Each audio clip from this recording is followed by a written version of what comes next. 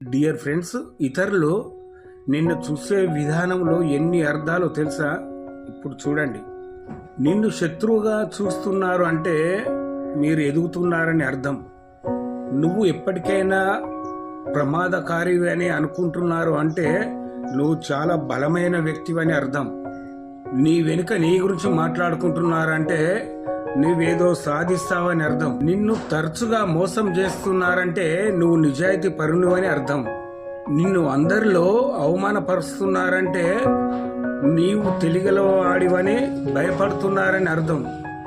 నిన్ను అనుకరిస్తూ వెక్కిరిస్తున్నారు అంటే నువ్వు చాలా ఆకర్షణీయమైన వ్యక్తివని అర్థం. నిన్ను ఎదిరించటానికి గ్రూపులు కడుతున్నారు అంటే నిన్ను ఓడించటం వారికి సాధ్యం కాదు అని అర్థం.